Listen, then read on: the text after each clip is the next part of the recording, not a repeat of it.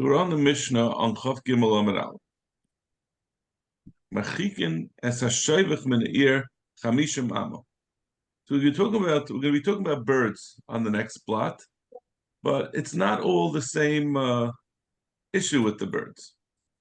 Now, this Mishnah on this Amud is talking about that birds are destructive. They go around and they eat up stuff. So machikin es hashayvich. If someone sets up a coop for his doves, Mina ear, you have to keep it away from a city, chamishim amma, 50 amas away, so that your nuisance birds won't eat up people's lawns and their gardens. And that's not just by a city.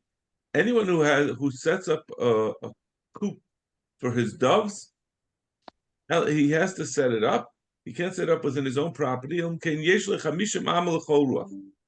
it's 50 amas away from anything else, meaning from any other person's property. No one wants to have your birds going onto their property, so you have to have a 50 amma buffer zone of your own property before it gets to the other person. Yehuda says no, it's even further. It has to be 4 kurin in every direction, 1 kur in each direction. That's the amount that a dove can fly, which is a few hundred amas, because they make a path of destruction wherever they go, and if they could reach the neighbor's field or their garden, they're going to eat everything up. If someone purchased property with a dovecot, with a coop for doves on it, even if the property is only a quarter of a kav, a tiny little postage stamp property, he has a chazaka that since there was previously a dovecot there, he doesn't have to throw it away and get rid of his doves. Since the people who live nearby were already masking to him, he has a taina that he has a chazaka. It's been like that for 3 years. He doesn't have to remove it. The Mishnah says that you could only go out 50 amas. You can only build your dovecot 50 amas from another person or from a city. That's enough? A person can't put out traps to trap doves for his collection. Unless it's 30 ris, which is a huge amount, far more than 50 amas. So if we're saying that, we're worried that you're going to trap someone else's yonim, because the other person's yonim are going to go up to 30 ris. Why did we say only 50 amma? Amrabaya, Meshit Shaiti Tula. While it's true you have to be worried that you're going to trap someone else's their doves because they do go further than 50 amas, Karsayu b'chamishim amsuk malya. They're very greedy, the doves, and they fill their stomachs within the first 50 amas. Because the first thing they do as soon as they leave home in the morning is they start eating, and they hop and they eat and they fly. By the time they get to 50 amas, they're already full. And they'll continue flying more than that, but they're not eating anymore. So you still have to worry about trapping someone else's doves, but you don't have to worry that they're going to continue eating in other people's property. In fact, the Gemara, do we say that they only go 30 ris? 30 ris is like 4 mil, which is 8,000 amas. We say if it's in a place where there are many divim, where there are many of them, they fly around. Even 100 mil, you can't put out a trap because you might catch someone else's. So we're talking about a place that it's settled with vineyards, so it provides sustenance for the doves as they fly, and therefore even they're going to go. Normally, they'd only go up to 30 ris, which is 1/25th as long as 100 mil. But I think we said 4 mil. But in a Yishuv Kramim, in a place where they have vineyards, they'll go up to 100 mil, or it sounds like indefinitely. Rava Amar Yishuv Shayvchen. Rava says no. We're not talking about whether it's just stam Kramim. He says it's talking about with his cots for them to take a nap, like they have little dove inns that they could stop in and they sleep the night and they continue. So that's how they can go up to 100. But without a yishuv shaychen, we said the yishuv afilu 100 mil. Without those extra scattered dove cots, it's going to be it can only go 30 ris. So typically mishum shaychen gufayu. What are you saying? You said that it could go up to 100 mil, and we said be yishuv up to 100 mil because they're shaychen. But if they're shaychim, whoever those shaychim belong to, you have to keep away from them. So what are you saying? It's because you go even 100 mil. The only time you go 100 mil is when there are additional shaychim that the yenim can stop in, but those shaychim themselves are clearly less than 100 mil, so that's the reason why you can't build there. It's not because of the ones that are from 100 mil away. No. He says it could be we're talking about where the person who puts out the traps, those shayfchim belong to him. So we're not worried about him trapping from them. It's only the one 100 mil away that they'll come and then they'll stop in this person's shayfchim as he goes. So we say he can't put traps there. Or you can say those shayfchim are knani. They belong to Goyim, therefore you're not responsible to worry about that. Like we said before by knanim, you're not allowed to actively steal from them, but you don't have to return their aveda. So this is something. It's like an aveda. It's something passively that's being taken from a guy. The same in the hefker, or maybe the shaykhim are hefker. They don't belong to anyone. Therefore, we don't have to cheshbon them. So in the Mishnah we said, Yehuda, I'm a base arba kurim. Yehuda says it has to go 4 kurim, 1 kur in each direction, which is more than 50 amas. But we said if he has a chazaka, if he bought it and there's a chazaka in it, in the Mishnah we said if he bought it, afilu base right, even if it's a quarter of a kam, even a tiny amount, he keeps his chazaka that it's allowed to have a dovkat there. Amra Papa Vitem Rav Zvid. Zaysem Meres, Tainin Laikach, but Tainin Layarish. This proves to us the rule that we make a taina on behalf of someone who purchases, and make a taina on behalf of a yerish. What this means to say is that we know there's halacha of chazaka of 3 years. But someone can prove if there's a piece of property and 2 people are arguing about it, the person who currently had it for 3 years can say it must be mine. You can't prove, it doesn't make a difference that you owned it originally. I bought it from you. And I prove it because of the fact that I had it for 3 years. But what happens if a person just says, I have it for 3 years. I'm not saying I bought it from you, but I have adverse possession. The fact that I was there for 3 years, that itself makes it mine. I'm not saying I bought it from you, but I was there 3 years. That's meaningless. We don't say he can't say it's mine because I stayed on it for 3 years. The 3 years can be a raya that he originally bought it, or he could say I yarshened it, or whatever. As long as there's a reason why it belongs to him, the 3 years supports that reason. So the question is, if someone is a purchaser, he bought something from Shimon bought a property from Ruvain, and Ruvain had been in it for 3 years. But Shimon doesn't know how Ruvain had it for 3 years. Do we say that even though Shimon can't make a taina that Ruvain bought it, but we make a taina, we taina on his behalf so that we could put together with the Shalosh Shanim, he's not expected to know that how it was originally gotten. So we say the Cheskes Shalosh Shanim helps him because we make a taina for him. And the same thing for Yerush. If someone yarshin something, if Ruvain dies and his children yarshin something, and Ruvain had been on it for 3 years, we don't know the circumstances of how Ruvain got it. We make a taina on behalf of the Yarshim that Reuven must have bought it from whoever it was originally, whoever's saying was his from before.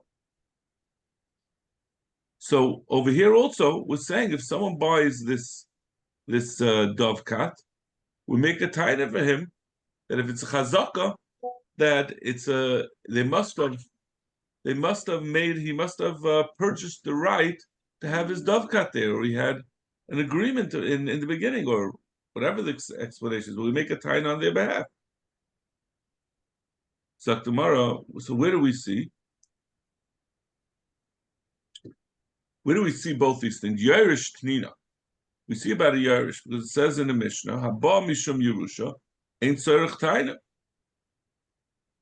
If someone becomes, like we said, if Ruvain had a property and he died, and after he dies, Shimon says it's really mine, and the Yarshim say that Ruvain had a Cheskes Gimel Shanim, we make a taina that it's because Ruvain bought it from Shimon. Like Keach it's Trichale. But we still needed this for Lekech. In fact, that's what our Mishnah, that's what we bring a raya from our Mishnah. We said that someone who had a shaybach, he has a chazaka, even though he's not saying what the tain is. So we need it in the case of Lekech. Tnina, in fact, Lekech, Nami, Tnina, we have a Mishnah for Lekech also. What is our Mishnah have to tell you the din of Lekech? We've seen it previously. Laka Chatzah. If someone purchased a courtyard, and that chatzar has protrusions coming out toward the Rishus Harabim. And it's not clear, when one looks at it, you can't tell, you don't know what the original deal was. Was it that these protrusions mark the end of the protrusions marks the beginning of the Rishus Harabim? Or is the wall the end of the where the Rishus Harabim starts, and these protrusions are in the Rishus Harabim, and therefore that the makom to place something on the Gezusah Rois is not his own property. So we say the place we taina, if someone buys a chutzner and it has sticking into the Sharabim these zizin and Gezusah Rois, these protrusions, harei ze b'cheskasa. It remains in the chazaka that the person who bought it gets to keep it. It's part of his Rishus Hayachid. So you see that we make a taina that it must have been, since he has a chazaka, that this was part of his property. It remains part of the property, even though the person who's buying it can't make a taina, we taina on his behalf. So why do we need to say it over here as well in our Mishnah, Legabi the Shaybach? Talking about Tricha. The Yashmin and Hasam Gabi Rishus Harabim. If we would have just said this din, that we make a taina on behalf of Lekech when he purchases a property with these protrusions that are debatable whether they were part of Shurabim or not, the Eimer, kindness l'shalayu. Either you could say, like we said, that when he first built the wall was really within the Rishus Hayachid, and even the Gezusah Rois were in the Rishus Hayachid. So therefore, he has a better taina. Inami yichuli achol b'nei Rishus Harabim, or the b'nei Rishus Harabim were meichel to him, gabei. Because, and there's a svara that a person wouldn't go into a Shurabim without having come to some kind of deal. It's hard. So you can't just take away from the Shurabim. Aval Hacha, where it's between two private parties, it's not necessarily the case that he came to an agreement. Biyashmin Hacha, Kivin Yachru, Ema Paise, Piyuse Paise. When it's two, in our case, we're talking about one person who purchased from another a property that has doves on it that might irritate or inconvenience the people around it. Zayd, all he has to do is go to the person next door and come to a deal with him. Or the Yachid was Meichel of a rabbin, but it's harder to come to an agreement with the rabbin. Man Pais or Man Shavit. Who can he go and pay money to, and who could go be Meichel? He has to go deal with the municipality. It's hard to get a concession, to get an easement from Rosh Hashanah. So maybe in that case, we would say we don't tie it for him, because it's unlikely that he was able to come to an agreement with that. Emaloi. So that's why we have to have two Mishnahs. Our Mishnah in the case of Rosh Hashanah, and the second Mishnah by Gezusah Rois, where it's the other party is Sharabim, to tell you that we are tying, we make a taina on behalf of someone who purchases, and say that the chazaka is coming together with an agreement, a mechilo or a purchase before. The Mishnah continues, we say we follow in the chazaka that since he was allowed to have his shayvach there and it wasn't considered a mazik on everyone else, so it remains with the same chazaka. He's allowed to keep the shayvach. There's no such thing as a chazaka to allow you to damage. So the Gemara answers that it's a machlokes that which we said that there's no chazak, but nizakin is only a very strong type of nizakin, where it's a nizakin a hezek that's coming from smoke, or a hezek that's coming from being allowed to place a beis hakisei near you, which are very damaging things. On that we say there's no chazaka. No, people, you need more than a chazaka to be allowed to do it. You have to have a contract. But a regular type of hezek, like birds going and eating in other people's property, that you can have a chazaka that he's entitled to do so. Okay, so until now we were talking about the damage done by a bird flying around. Now we're shifting. We're still talking about birds. Once we started talking about birds, we're talking about if you find a bird, who does it belong to? If a young bird, a chick, was found within 50 amas, if it was within 50 amas of a coop, we say it came from that coop. But if it's out of 50 amas, the person who found it can keep it.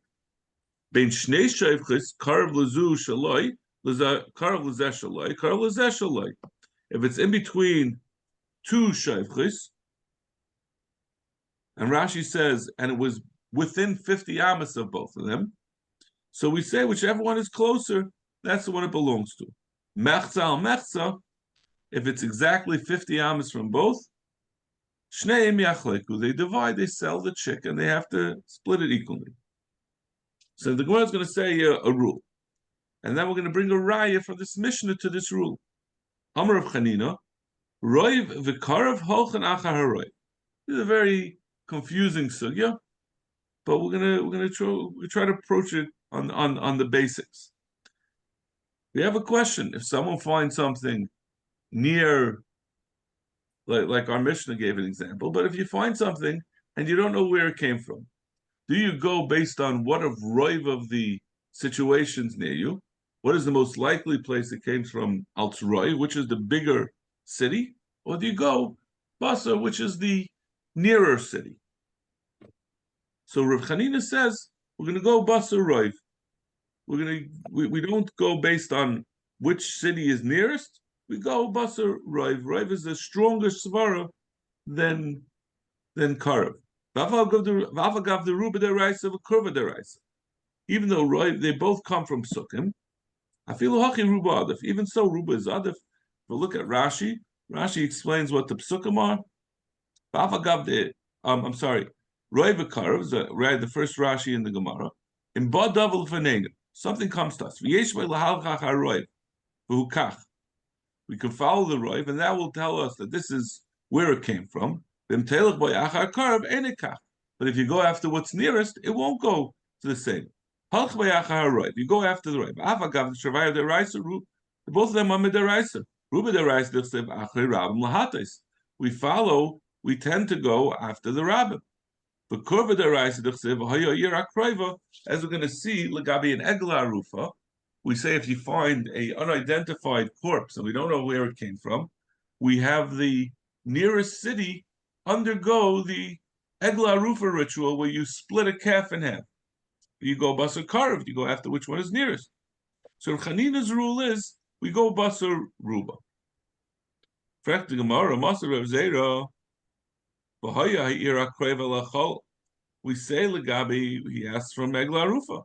We say legabi egla rufa that the people, the bezdin of that city comes out and they say Yadenu Shafra Saddam Hazeh, and they split the calf and they're responsible. But it goes basar Iraq Kreva, the near city. But the mashmayis says the assumption would be it doesn't make a difference if there's another town that's larger. We don't say we go after the roiv. The Torah says we go after the karv. And for the Gemara, b'deleka. No, the only reason why the Torah said over there you go after the karv is it's talking about when there's no larger city. Rashi teaches, but the Leka sounds like there is no other city. But if you look at Rashi, Rashi said the leka rechoika mizu. There's none that's further away from this. Shegdelu mena alakul Shabbos. They're all the same size. So there's nothing to contradict the kurva. So if you only have karv, then certainly you go after karv. It's only when the two are in contradiction. Which one do you follow? Then Rav Chanina says you go after the right. Fact, the Gemara v'leizel basar ruba di alma. Why do we, even if we say there's no other city, the other city is the same size as this one, but certainly whatever city it is, the rest of the world is bigger than any one city. So why don't we say it doesn't come from this city that's nearby? It comes from this mace. The person who killed him came from somewhere else, which is certainly bigger than the city. So we're talking about an isolated city. It's surrounded by mountains, and there's very few people coming from other places. So they don't even come into the cheshbon. There is no roiv oilam because that's not a viable option. It's a discrete area, and the only people there are the people within that place. So we ask a kasha from our Mishnah. We said if you found a chick that was within 50 yamas of a shayvach, it belongs to that shayvach. But that means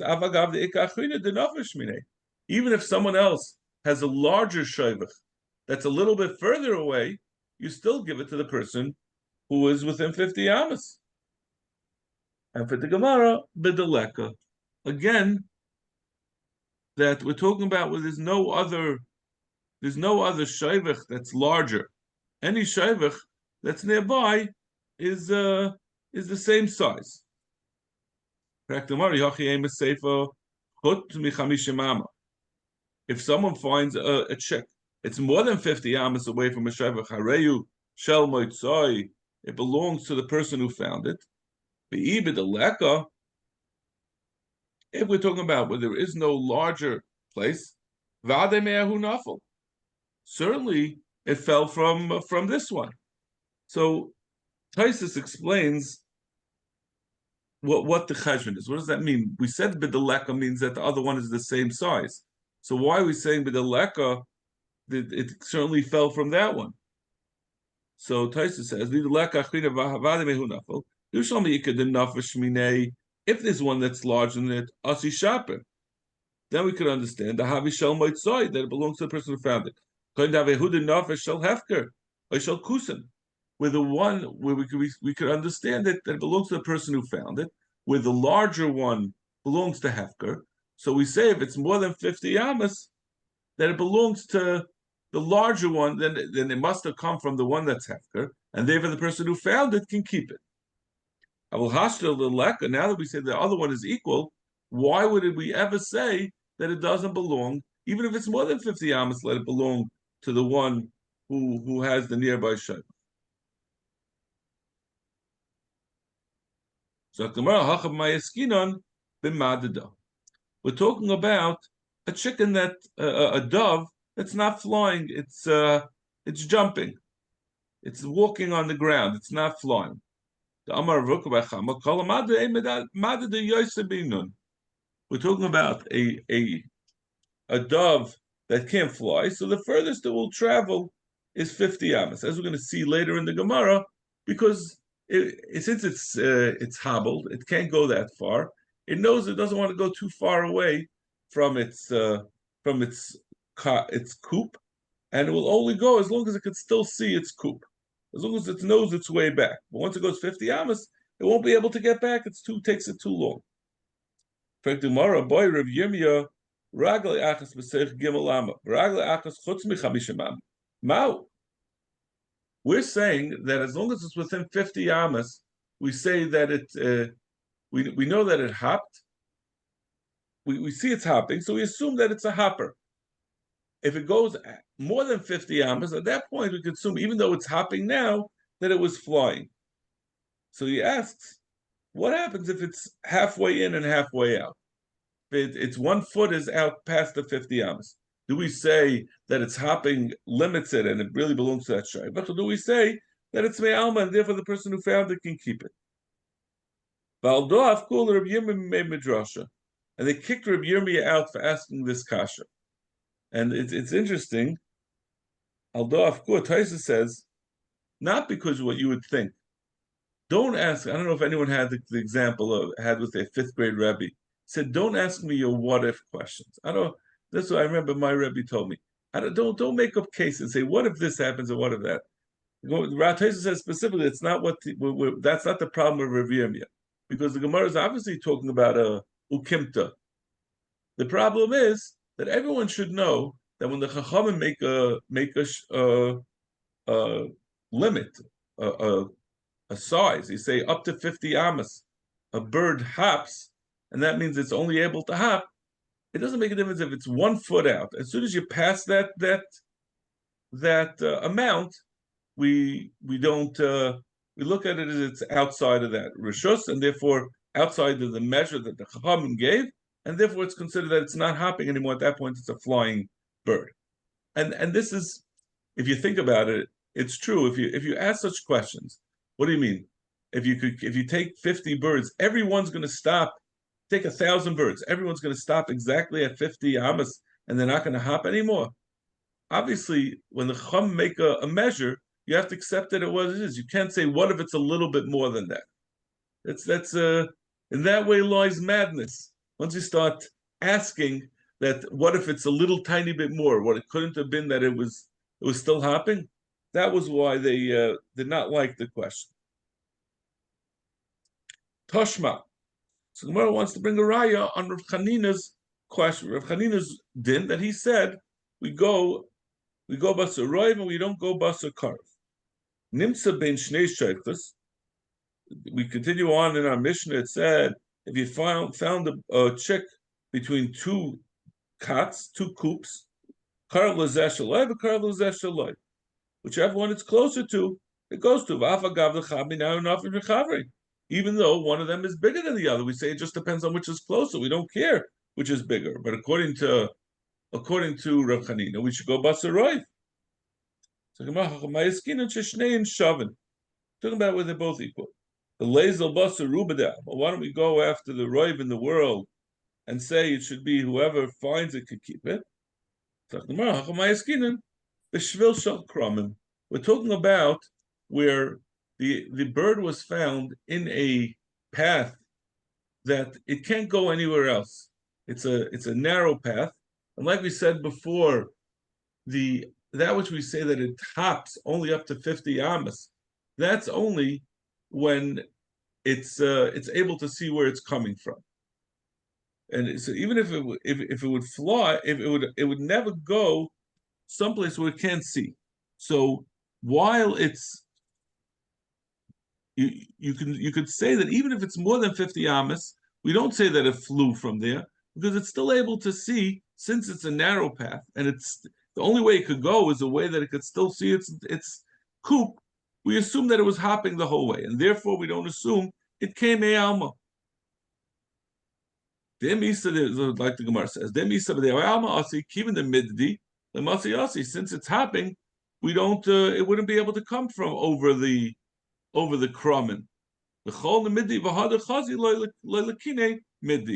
Anything that's hopping, as long as it could still see its kan, it still keeps hopping, even if it goes past 50 ams.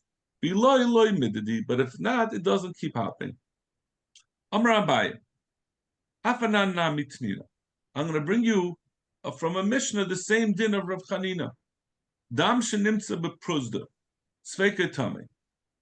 The dam, if you find dam by an isha, so there are 3 places in that we're talking about an isha. The way they understand the way the Gemara understands the woman's reproductive system is there's the outer canal where the dam is found, and that dam could have come from one of 2 places. It could have come from the womb, that means it's dam nida and would make a tame, or it could come from the abdomen, which is on top of the canal, and that's dam from a makkah. That's dam that's not coming from Harmakar, it's not coming from the womb, and that would be tar. So we learned in the Mishnah that if you find dam in the outer canal, Sveikoi Tomei. She's Tomei Misafa. Shecheskasa min hamakar. Because the chazaka is that it came from the makar, it came from the womb, not from the abdomen on top. Agav, the Ika Aliyah, the Makarva. Even though there's Aliyah, what we call the area on top, we call the abdomen, we call it the Aliyah. That's closer to the canal. But Roiv, most of the dam, normally an Isha, when she's Roya dam, it's because of her period, and it's dam in Hamakar. So we go Basa the Roiv. The Roiv is that it's from the Makar, and the Roiv, it's not from the Aliyah, it's not from a different source. Even though that source, the abdomen is closer. Amalei Rava. Rava says, what kind of, so you want to bring a raya that we're going Basar Roiv, connected the Karev, like Rav Chanina. Amalei Rava says, no. Roiv Matzaka Amrit, you're trying to bring me a raya from this case, dam coming from the Makar, that's dam nida, not only is that roiv, not only is that the larger quantity of dam, it's also more frequent.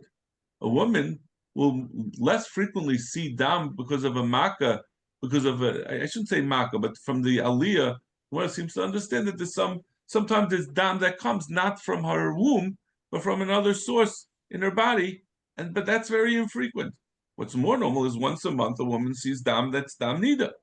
So it's not just roiv, it's not just a larger quantity, but it's also more frequent.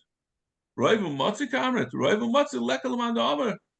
Roiv u'matzi, everyone will agree that you go basa the roiv and matzi. The Tani Rav Chia, dam hanimtza pruzda. I'm sorry, we have to this word the Tani. If you look in Taisus takes out the word the Dalit. He says we're not gairis, or he says either it's Tani Rav Chia, and now we're gonna bring a stira to what Rava just said that we go Basar Roiv and Matzi, or it's the Tani Rav Chia. It's going back on what Abaya had said that this is a raya to Rav Chanina. Let's go like this. Tani Rav Chia, dam hanimtza b'prosta. If you find dam in this canal of a woman, if the woman, if someone becomes tummy from that dam, or that woman herself goes into the Beis Hamikdash, she's chayfa going into Mikdash with tumah needed. The sovereign love us a truma. If she touches truma, we burn the tumah, even though the tumah is a suffix. We say it's a deraisa de kavade. But Amar Rava. Shmamina Rav Chia tlas. We see from this din of Rav Chia three things. Shmamina roiv karv halach acharoiv. First of all, we see when you have a roiv and a karv, you go after the roiv. So we're saying it's not because of matzah, just because of roiv. Shmamina ruba doiraisa. We see that a ruba is doiraisa because we're saying you can burn the truma because of this suffix truma. Shmamina isol Rav Zera. We also see like Rav Zera, the Amr of Zera, Ava Pisha Dalsus Medina Ulis. If someone found there's a machlekes, if someone found a piece of meat, and most of the butcher shops in that town, in that Medina, are Jewish, and in addition, in that town, let's say are Jewish, and in addition, most of the Medina, the surrounding area, is also Jewish. Or the world is mostly Jewish. We say even though the gates are closed and you only have the one suffix, you only have the one rive of the current area, and you don't have the second rive of the larger area that it's also Jewish. The Isha by an Isha also, we don't have a second rive. It's only one rive by the Isha. That rive of the dam comes from the Makar. Even so, we go basar the rive. So over there also, we'll go basar the rive. So it's afrek the Gemara. So Rav is saying this is a raya that rive akar we go after rive from this din that Isha's dam bepruzder is tame. We go basar rive connected the matzui. I'm sorry, connected the karv. But Rav is the one who had asked before that it's not a regular rive. Over here, it's rive and matzui. It's not just a larger amount, but it's also that it's more frequent. So that's what the Gemara asks about. Rav Udikama, Rav Matzu, Lek Lamand Amar, Lek Lamand Amar. Everyone will agree by Rav Matzu. Yes, that this shouldn't be a riot. So Gemara Hadebe Rava Me'ahi. Rava conceded. He said the matzi is not the important thing over there. The point is that it's because of right. Itmar. Chavis et Shafa Benahar. A barrel that's floating in the river. Amar Rav. Nimtzaz Keneged Ir Sheruba Yisrael Mutter. Keneged Ir Sheruba Nakrim Asira. If you find this floating barrel of wine, if it's near a city that's mostly Yisrael, it's mutter. We don't have to worry about Yain Nesach. But if the city nearby is Gayish, then it's also because of a Shiloh of Yain Nesach. Shmuel Amafil Nimtzas Keneged Ir Sheruba Yisrael Asira. Shmuel says it's still Asir. So so the Chayra, it seems, why is it Asir? Emer Kira Asai. You say maybe it came from this town of Kira, which is most of Goyim. Maybe it floated down the river from a different city that's rive of Goyim. So the Mar Islay of Chanina, Mar Leslay of Chanina. The Man Amru says that it's mutter because of the nearby town of Jews. We say we go Basar Karv. And the Man Amru says it's going to be Asr because of the other town that's Goyim, which is a larger town. Let's say that's because he holds Roy Vikarv. You go Basar the Roy. You don't go by Basar the nearby city. The Kula Alma is Chanina. Everyone holds that we go Basar Roy. If you say that it came from this Gayish city that's far away, that's larger, it would have, if it had started there, it would have gotten stuck in the river, it would have sunk by the time it got here. So it's a question of Metzias. Therefore, it's not just Karav, but it's also the Roiv is not relevant because of Metzias. It's not practical to assume that it floated from there.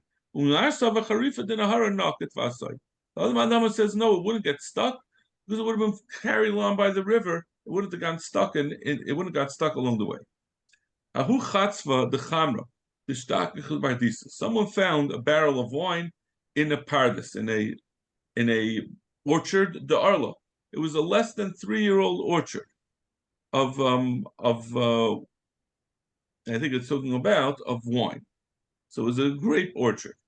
Shari Ravina. Ravina said, "You don't have to worry. You could assume this chavis was not from that vineyard of Arlo.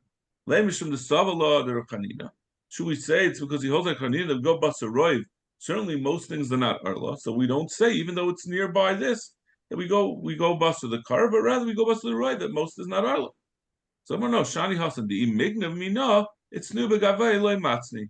If this was a barrel of wine that had come from that orchard, that vineyard, the workers would not have hidden it in that same, and they had taken it from there. They wouldn't have hidden it in the same orchard because they know that there's constantly people who are busy pressing the grapes to get out the wine. So therefore, we have to assume it came from somewhere else. This is only by wine. Aval invi mitzani. This is only legabi wine because there's so many workers who are busy pressing, so they know it's going to be found if they leave it there. But if it was grapes, someone could have very possibly, then we would maybe say we go basukarav and we say it came from there. Hanu ziki dechama. There were these small flasks, soft flasks of wine. The shtakach be kupoi. That was found amongst in a vineyard. Shanu Rava. Rava said it's mutter. It's because it was a vineyard that belonged to Jews. Lema loy savalader of Chanina. So L'chairi seems to be saying we go basar karaf. We're going after the vineyard that was found, and we don't go basar the roiv. There are many more non-Jews than there are Jews. So Mashani Hasam, the Ruva the Shaykhi, Yisrael Ninu. Most of the people who are selling flasks of wine are Yidden. So it's not just the fact that it was found in a Jewish vineyard, but also the people who are merchants for wine are Yidden. It's only we're talking about large flasks. Avozutri, but if it's a small flask, a personal flask, then maybe it came from someone who's walking. and most people, unfortunately, are non-Jews. If there are large ones together with small ones, then we say for the fact that large ones must have come from merchants, and merchants are generally Jewish, and therefore we would have a roiv that it's Jewish, and therefore it would be mutter. Okay, we'll stop over here. Yashkoyach. Yashikoyach, have a wonderful day. Well done.